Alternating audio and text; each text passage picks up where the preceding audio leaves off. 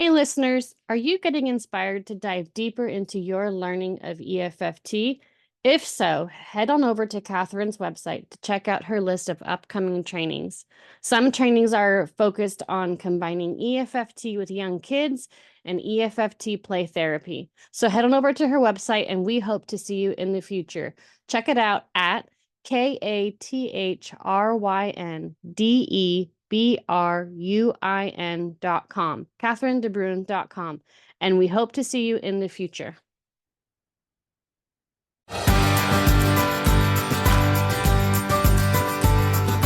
Welcome to the Family Express podcast, where our destination is resilient and connected families. Come aboard with your hosts, marriage and family therapists Catherine DeBruin and Rhonda Evans, to explore the world of emotionally focused family therapy, a model developed by Sue Johnson and colleagues. Together with our guest speakers, our travels will map the EFFT landscape, highlighting lessons learned, shared fears, and the passion and curiosity that bonds our community. Welcome back, listeners, to the podcast, The Family Express with Catherine DeBruin and Rhonda Evans. We have a very special guest today. I know I say it every time. Coming to you from Toronto, we have Stephanie Chimienti here to talk with us. Hi, Stephanie. Thank you for being here. Hi, Rhonda. Hi, Catherine. I'm so happy to be here. Oh, we're so glad to have you here talking about a very specific topic, which you are very passionate about. You light up as you already talk about it just this little bit. We're going to talk about EFFT play therapy focused on aggression and anger. I'm so excited to learn from you and to hear some stories and gain some practical tips from you and to just hear your experience about it, because I know you're so passionate about it. Thank you so much for being here. I'm stoked. Yay. Thank you so much, Rhonda. Okay. So starting with how I got here, right? Yeah. How did you get so passionate about this? Yeah. So, my whole life, I knew I was destined to work with children and youth. It was like, when you do that career class and they say, oh my gosh, like you would work best with children and youth. And I was like, yeah, that's right. So, my journey started as, when I was a teenager. I was an overnight counselor and I got to work with a lot of children and youth there. And then that sprung me into like the beginning part of my career where I was a child and youth worker, and aggression and anger was very, very much present. And I was taught to be terrified of it. Sometimes I still am, depending on like how they come at me. Like I came from experiences where some children and youth would throw hands or throw feet at me or throw things at me. And so I was trained in UMED. And so that's like a way to like help contain that aggressive behavior. And when I got into, because I also knew that wasn't going to be the rest of my life, I knew I was meant for more. And so when I found therapy, it became an individual family and couple therapist and EFFT. Emotionally focused therapy, but EFFT, EFCT, and EFIT. I really wanted to be able to make a new relationship with anger and aggression. Because what I learned is I needed to lean into it. So in the early part stage of like my therapist career, I had some kids like throw some markers at me, and it took me back to like that place of like being absolutely terrified that kiddos were just they hated me, or, I don't know, but like, I mean, were you afraid of getting hurt? Like, totally. That's the first thing I think of, Stephanie. It's like, I'm afraid I'm going to get hurt. Yeah, totally. I remember I had like a few concussions as a child and youth worker. So it definitely took me back of like that place of being terrified, Yeah. I mean, leaning into anger is a hard thing, right? Because anger involves aggression as well. And definitely for me, working with anger in play therapy and trying to encourage children to actually express it so I can get to understanding what's underneath it, I've gotten a lot of flack about that. Yeah. Anything from, why do you even have toys in the playroom that would invite aggression? How can you possibly have something that looks like a dagger? Or showing videos of child sessions and even clinicians being shocked and horrified at the anger getting expressed in the room, to the point that I felt bad, like, am I doing the wrong thing? Should I not be allowing this anger out in the open? And then even in the theoretical space, like, is this just catharsis? Like, think of in our field a couple decades ago where people were encouraged to go out and do self-defense classes to tap into their rage, or go and, beat something up in a healthy way. And is that healthy, right? Is it actually okay to go into this anger? Like, I think our field and generally populations are like, stay away from that anger. It's aggressive, it's bad, it hurts you. Like, don't go there, just contain it, like you're saying. Yeah, exactly. I mean, even here in Toronto, Canada, I mean, I am in Oakville, Ontario, Canada. Even in like this scenery, like we have like WMSAB, and we're just trying to like make sure, like, if you get hit, it's your fault. So like there's so much also shame onto like the therapist of like, you caused this. This is your fault. Yeah. Which is interesting. Vice versa too, right? Like there's also so much shame that I see in kiddos too when they actually finally get to express like that anger. And even if it comes out in aggression, it seems so shameful. And we're trying to teach them how to express. And even when they finally do express and they're only doing it in the way they know how, it's so looked down upon. Yeah. I imagine with corporations or clinics or countries, there's just so much fear around liability and whose fault is it if there's anger and someone gets hurt. Yeah. But how do you help kids get this rage out and learn how to manage it? Yeah. I guess that's the question. Like, we can't pretend it's not in there. And yet we also don't want them feeling completely out of control. Because like you said, then they feel terrible and they don't often want to be out of control like that. So what do we do with that anger? I feel like, and a lot of in my own practice right now, is I really want to see it, right? So sometimes when I do parent sessions and I'm introducing them to like the way that I work, I say, I actually really want to see your kid get angry. I want to see them throw that tantrum, air quotes. I want to see like how they make that mess, how they throw things, because for me, I see that there's so much underneath it. And some parents are like, oh, whoa, Sure. are you sure you don't get and I've just learned to like kind of like embrace it, because I'm like, that's actually like where we see the most of it. Like if we think about like when we get sessions and there's not like a lot of talk, because it feels like we have to pull a lot of like that emotion into the room. I find when anger is there, we actually can pull it into the room. We can play with it live. We can see everything that's going on, and then we can slow it down. I also just did the E50 Essentials training with Leanne and Robin a couple of weeks ago. And I think the most in like when we're speaking about like anger and aggression, like our job is to whisper to the amygdala. We're trying to really soften it. We're trying to be able to understand where it even came from in the first place. That's mostly like what I think about with anger. But then when I think about also emotionally focused therapy, and we think about like dividing the emotions into like secondary and primary, a lot of the times, like we think about anger being the secondary when it can also be primary. So I definitely want to pick your brains on that one. So I think it could be both, but I know everybody has their own perspective. So Stephanie, just for our listeners, let's define primary and secondary anger or emotion. And also, I heard recently that sometimes when anger is expressed like that, clinicians will try to figure out, is it a meltdown versus a tantrum? Have you ever heard it defined differently? No, but I would love to hear this. If you know more, we should definitely explore this more. Chat about that. Yeah. Well, let's start with the primary and secondary emotion concept, maybe. How do you understand that? Yeah. Okay. So for me, when I think about it in two ways. So if we're thinking about anger as a secondary emotion, I think about it in a sense of like a mask, right? Sometimes it can be like the last thing that we show or the last thing that we express because it is trying to protect what we're really feeling, right?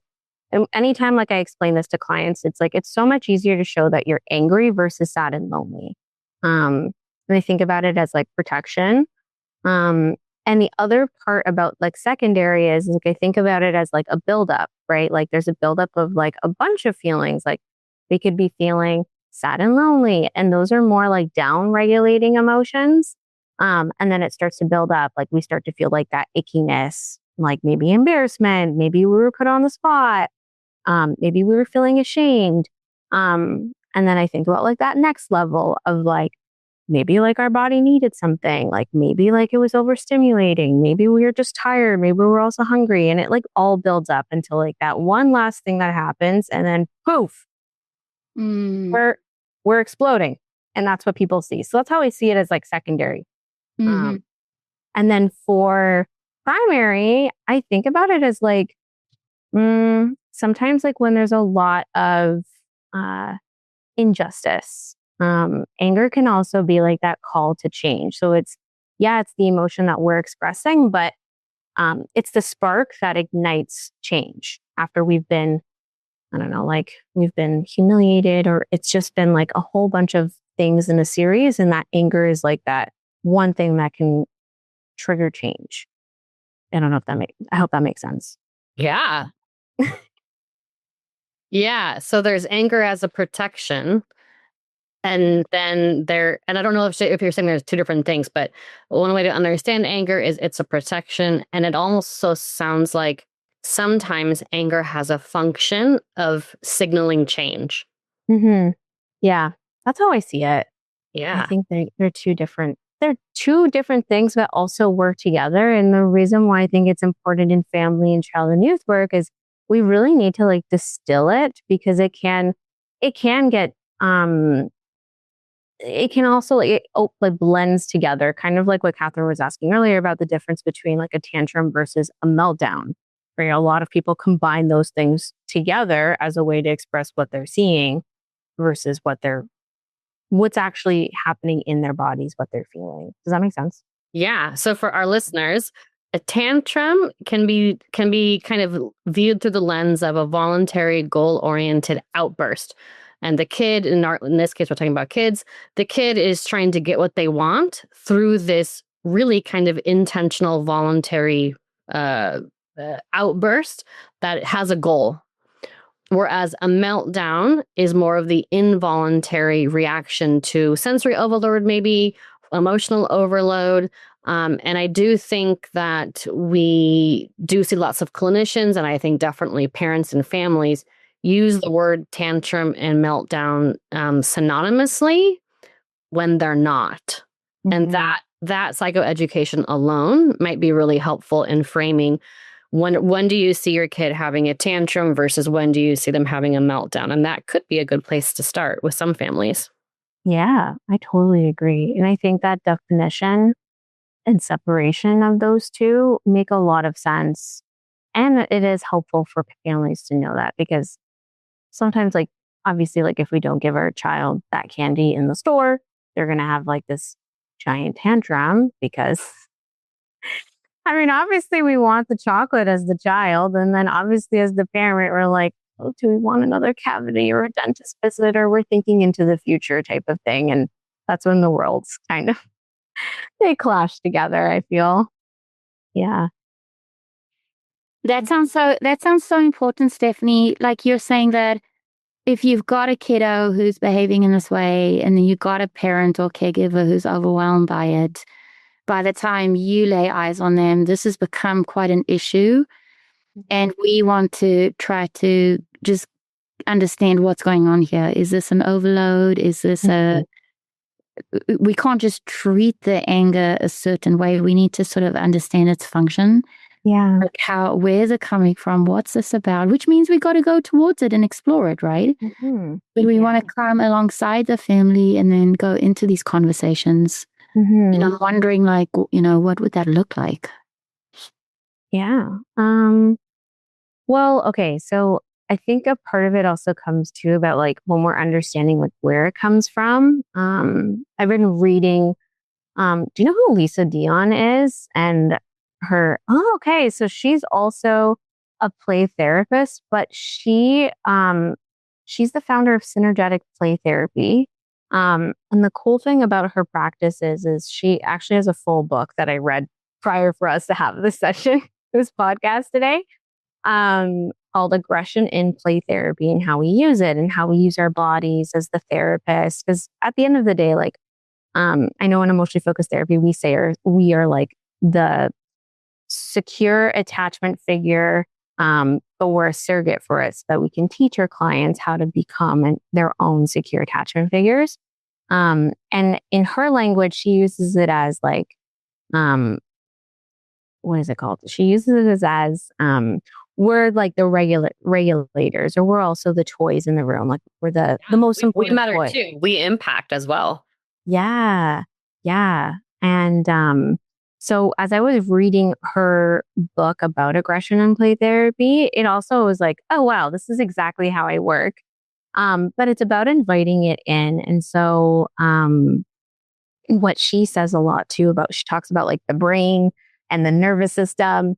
And so how we perceive like threats and when we go into protection. And a lot of the times too, like, let's just say like, okay, so I'll give an example.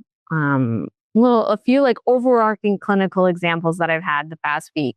I, I use the anger volcano as a way to kind of distill anger and what it looks like. And what that is like kind of like what I was saying earlier. We're kind of like seeing the different levels of emotion that kind of builds up before we see the actual explosion. And I like doing it with both like child and parent there at the same time so we can slow down and identify it. Depending on like the age, sometimes like I'll turn like the ingredients into like a scavenger hunt around the room. So they have to find the ingredients and match the emotion. And then super yeah. great. Because that also invites movement in the office, which I think is really helpful for kiddos. It's not just sitting down on the couch, pen and paper, like I'm allowed to move around. And I just think movement itself, emotional movement or physical movement, sensory movement, I just think it like wakens up our experience as opposed to sitting and thinking about something. Yeah, 100%. I feel that too. And also anger is a very energizing emotion. Like it is going to cause our tone to change. It is going to cause our body to move. It is going to like maybe narrow our focus a little bit. And so I found like when I was like introducing like different ways to be able to like invite the conversations. So we're still having some movement and we're still being able to like provide some kind of psychoeducation of what's actually happening to your body. And so the other thing too that I also find I do a lot in my work is like using my imagination. You already noticed that I have a lot of creativity. But there's like an instruction manual in my volcano kit with like some fun facts of volcanoes. And I've like had kids. I know. This is so great. Let's learn about volcanoes while we're at it. I love it. I know. And I've had kids. I'm like, okay, so like, let's relate this actual fun fact about this volcano to what happens when you show your anger. And one of like the first little fun fact thing is like magma is inside the volcano. So like, this is like the stuff that we're seeing about like all of our emotions. And the only difference between magma and lava is magma's inside the volcano, lava is outside the volcano. So magma is like all the emotions that happened really quickly, either really quickly or build up over day. And the lava is the anger that we see, that we only get to see, which is unfortunate because then it's like there were so many needs that needed to be met beforehand. Maybe they weren't safe to communicate, or maybe we just felt it so fast and we just didn't connect what was happening in our bodies to our brains. And then be able to communicate that with our secure attached caregivers. So there's so much that happens. And then when the lava comes out, boom, I'm this bad kid for having this giant explosion. Yeah. Yeah. No, I'm with you. Yeah. The other fun fact too is like,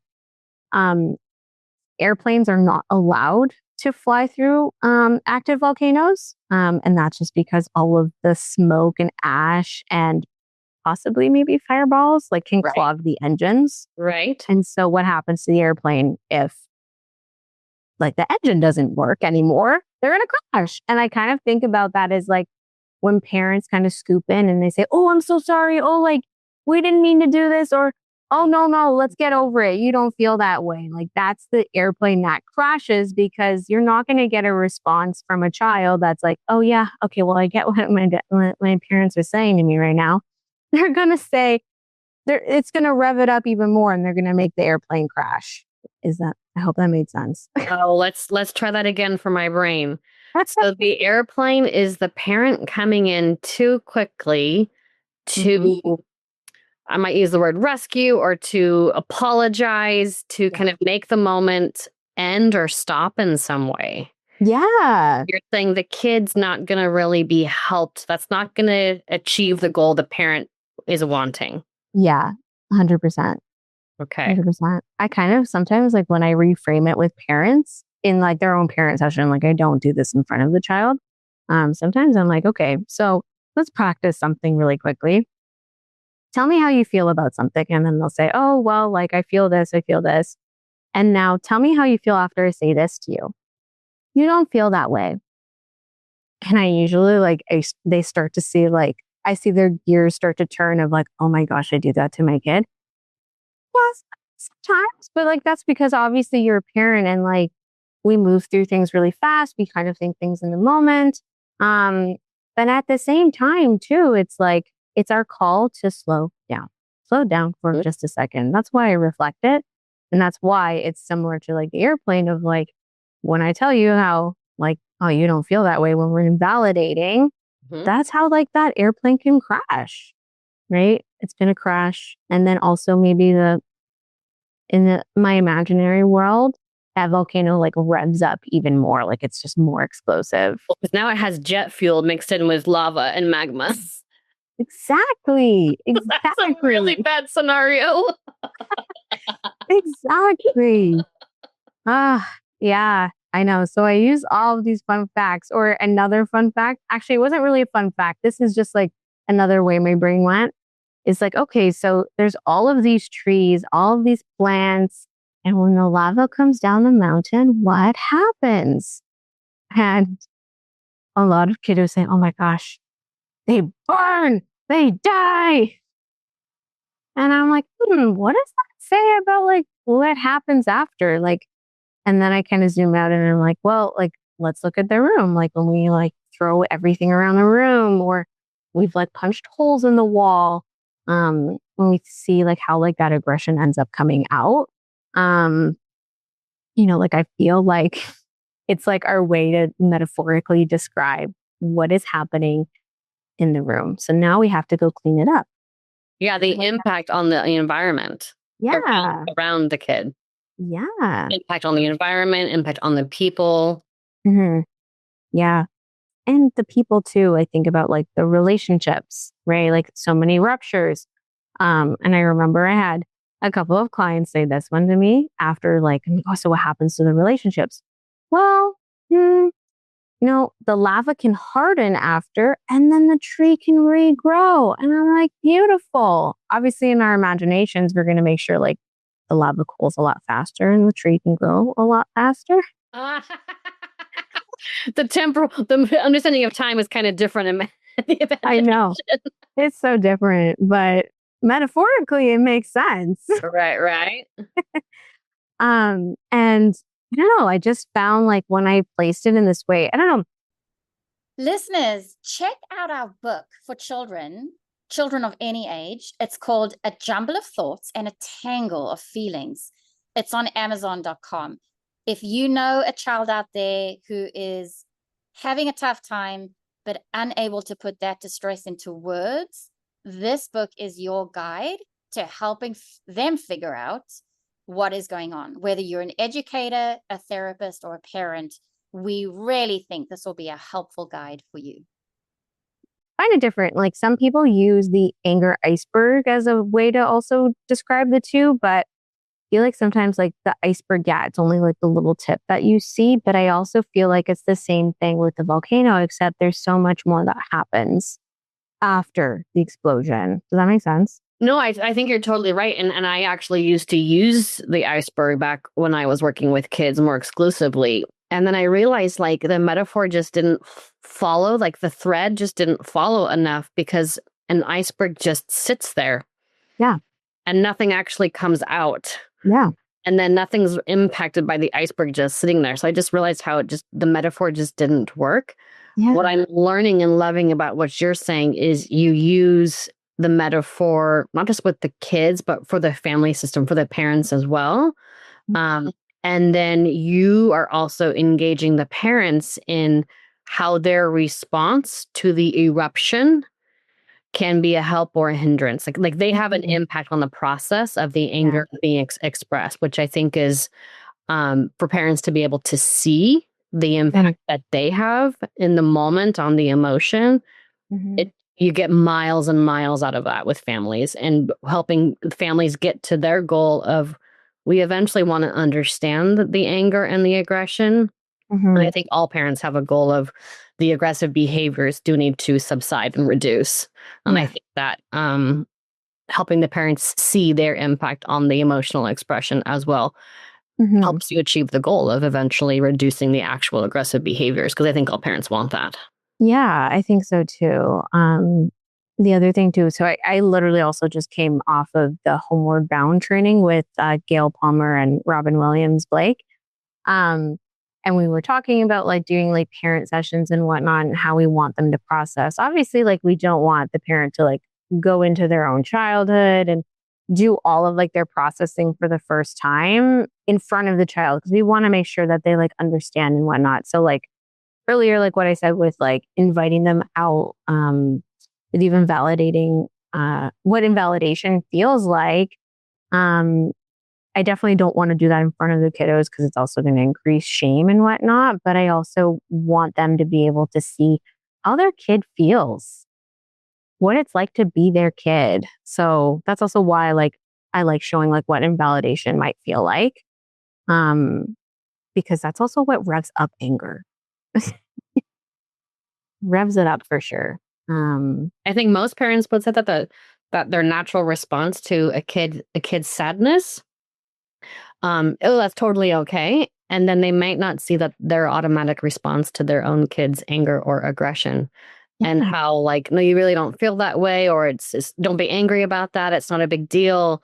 How that does impact that emotional expressive moment.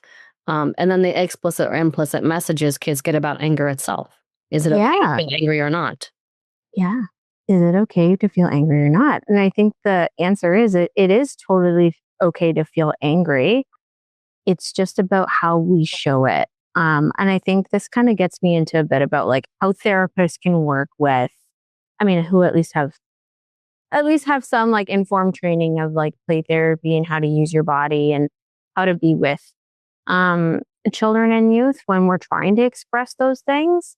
And so for me, like, especially something that I've learned from like Lisa Dion, it's kind of like, we want to be able to invite the kiddo to show us still what they are feeling, but show me in a different way. Like, show me in a way that like you're not actually punching me.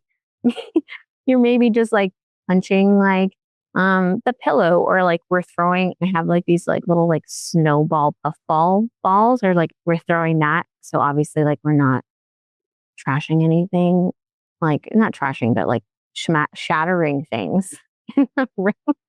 But it's like, show me another way. Like, I see you. Oh my goodness, you are so angry. Like, we have to whisper to that amygdala in our brains so that like we know we get it, and let's also still continue talking about it or showing and expressing, but maybe not in a way that like physically like hurts me. Does that make sense? Yeah. Stephanie, those are so many interesting things that you're sharing. Can you give an example of what does it mean to use your body? And then like, what's the cotton ball idea? That I'm fascinated. Yeah. Okay. So to use my body, it's like, I kind of think about it. It's like if a little kid is sitting in front of me and they are showing me a lot of aggression, I don't think that me like sitting in a corner is going to help regulate that anger or discomfort that they're feeling. And so for me, it's like, okay, like let's use this energy. Like, what do you want to do? Like, sometimes like I invite them, like, do you want to like throw something? Like I kind of sit in that, I meet them where they're at. Maybe not in a level of like, "Okay, let's punch each other," but like sometimes like if they really need to get it out or whatever play story that they have going on, sometimes like they like to like sword fight, or sometimes they like to throw things, or sometimes they like to like punch the pillow. And I invite that in because I feel like if I told them no, I'm also increasing so much more shame. And there's so much more extra stuff that we're going to have to process later. So I might as well let them express it and then sit down and process it later. And like this cotton ball snow thing I don't have it close to me right now, but it's like this, like, it's like a giant pom pom. I think that's the way to describe it. It's about like the size of my hand, maybe. It fits in my palm pretty well. And we'll like make targets in the room. So sometimes like I'll put up like empty water bottles and like we'll throw them at like different targets. So we're like targeting like where we want that anger to go, or where we want, or maybe who made us angry, or what situation made us angry. Because under that was probably so much hurt, right? Like, oh, like that kid at recess, like really made fun of me. So we're throwing that there. And then it's like, it gives me an opportunity to sit with, oh, like, yeah, that made you so angry. Yeah. So I kind of conjecture a little bit. I wonder if that also made you feel hurt. You help me. I feel like I used to, you help me a lot. Um, and I find that helps a lot with like at least like focusing where the anger is going, and then we can distill it. Hope that. So you're inviting the anger to be expressed in session in a very physical way. Mm-hmm. And then the inner work that you're doing is you're conjecturing what other emotions were part of the magma on the inside in that moment. Yes, the magma. Love that.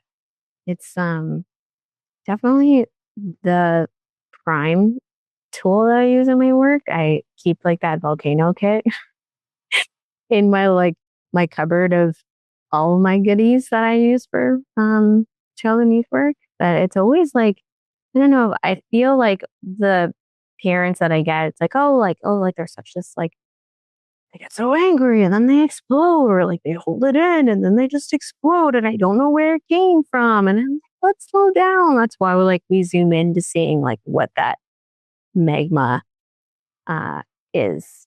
So yeah. Sounds good. I have a question. Mm-hmm. Where do families get stuck with anger and aggression? Where do they get stuck? What are the things that they're going to have a hard time accepting the reframe on, or what are they going to bring to you over and over when they're just not getting something? Or where does it? That's a better question. Maybe we should switch. Where would a therapist get stuck with anger and aggression? I feel like, okay, so when a therapist gets stuck with like anger and aggression, I think about like our own ways of like how we protect ourselves. Like, I think it's so important that you have to do your own individual work as a therapist to engage in anger and aggression, because naturally, okay, this is another thing that my brain does, is creative things. Naturally, like when we see like an angry bear coming at us, we're going to want to like hide. We either freeze, we either want to run away, or we want to maybe in rare cases, fight the bear. And so I think if we don't do our own work, our nervous system is going to go to that primitive place of responding to how do we protect ourselves. And then as soon as we get into that place of like protection, we're not in the room with our client. Like if we want to be very attuned to like what's going on with our client, with the kiddo, with the family, we really have to be able to focus and ground what's happening on the inside for us, or else their messages are going to be missed. We're going to miss a tune. And then ruptures happen even more, I find. So definitely grounding us, I think is a big thing. Another place where I find therapists get stuck is too, like, again, maybe not necessarily all therapists, depending on like what research, what modalities and stuff that we are trained in. But I also think about like societal messages of like, you are like this bad kid.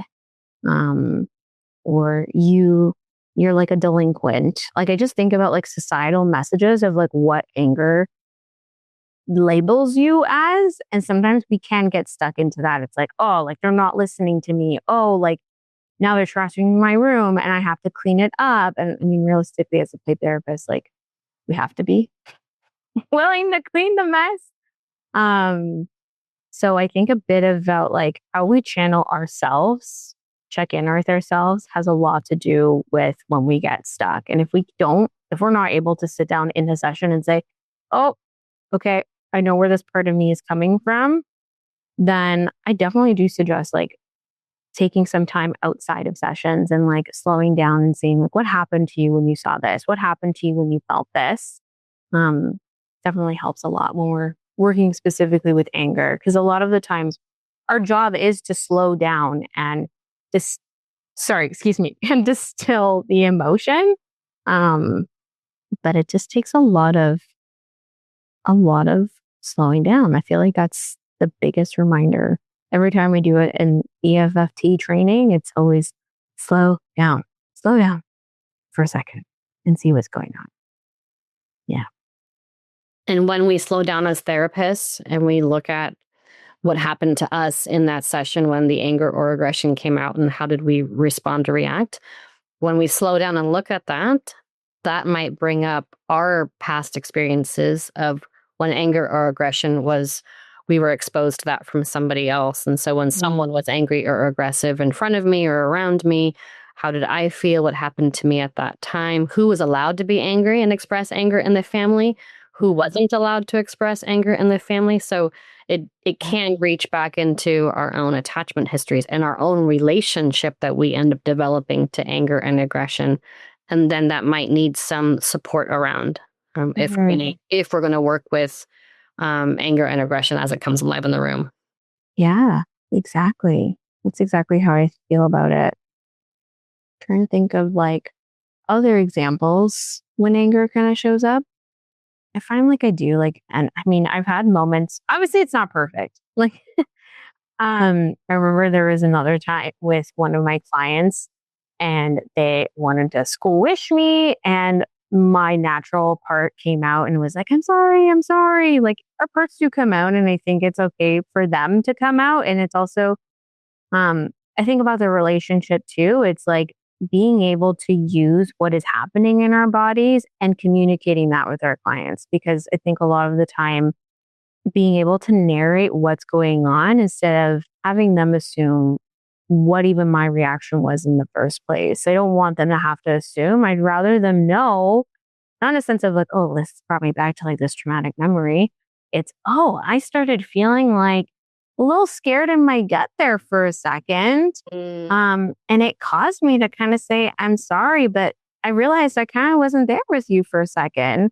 And like, I'm okay, like noticing that, because I find like it humanizes it more. And especially being in such a relationship model, there has to be a lot of like that synergy together. And I think it's flexible. Like there's going to be some days where, you know, I'm totally okay with them like trashing like my entire room. I say trashing, but another word would be is expressing colorfully in my room.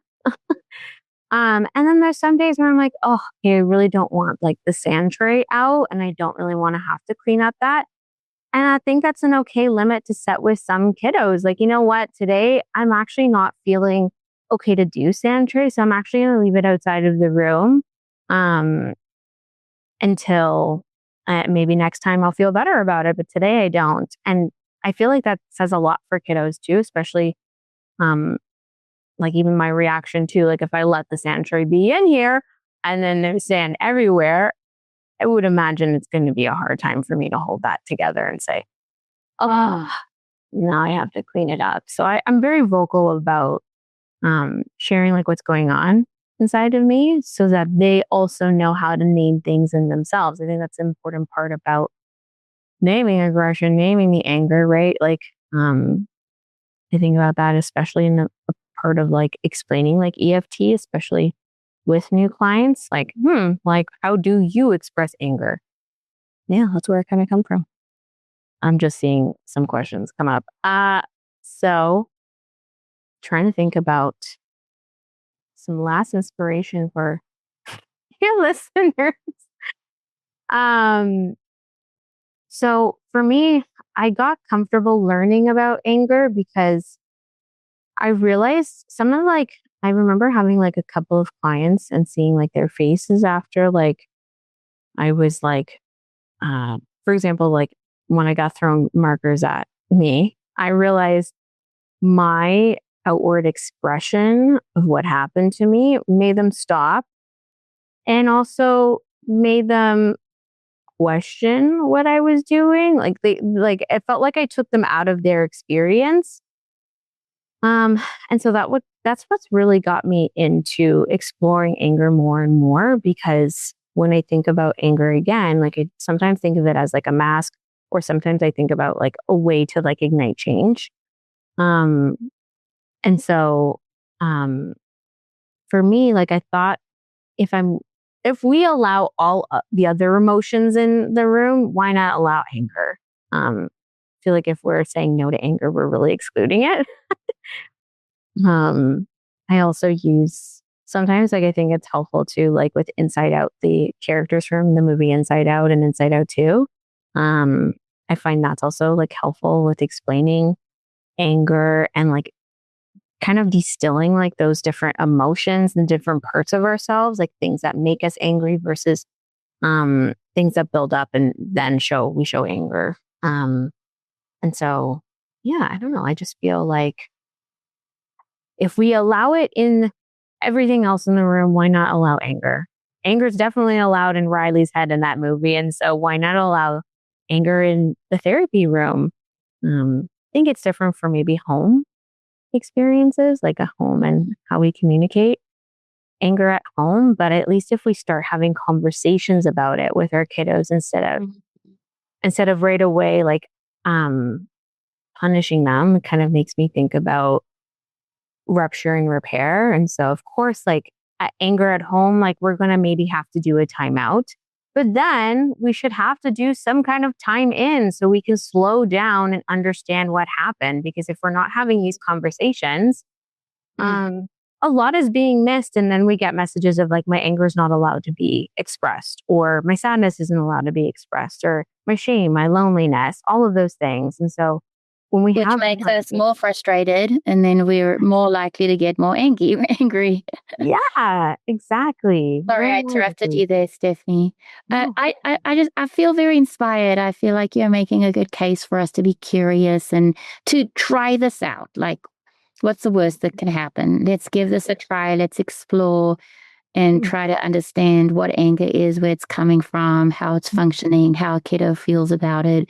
Find a way to talk about it, to name it, to explore it together. And I think you've given us some very practical ways of using toys or ourselves or little analogies, right? And even the movie Inside Out to be able to do that together. So thank you for inspiring us and for making a good case about this very important emotion.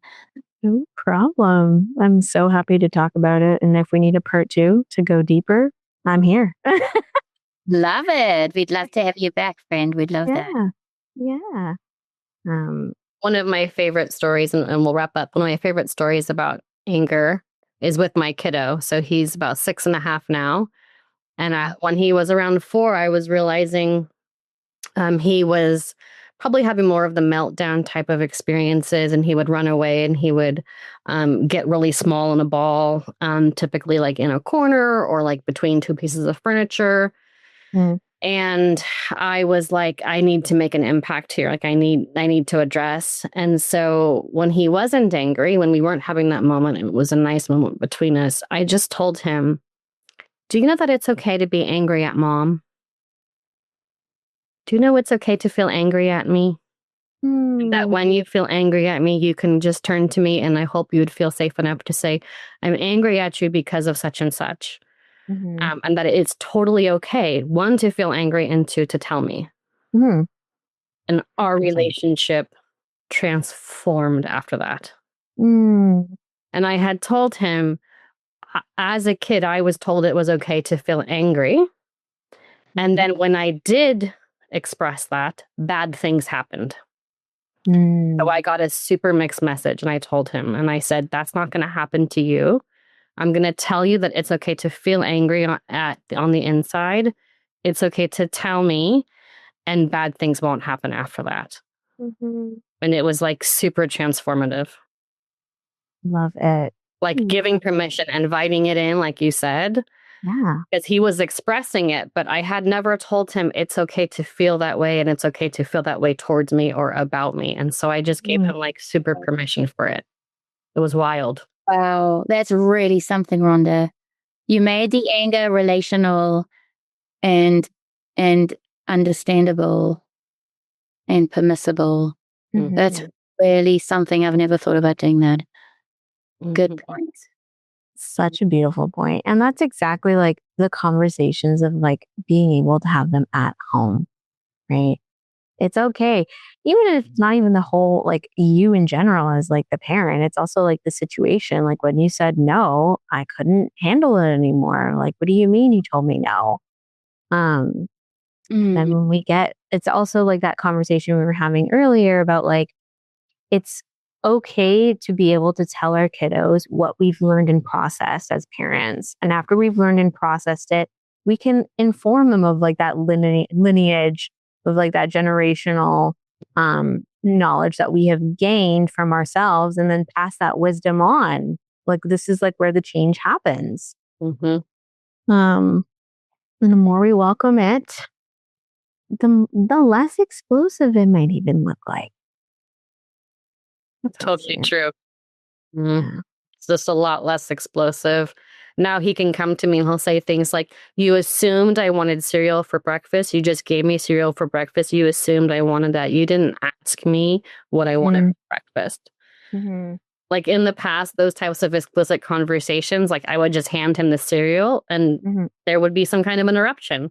Yeah. Now he'll say, oh, so you just assumed that I wanted that. You didn't ask me.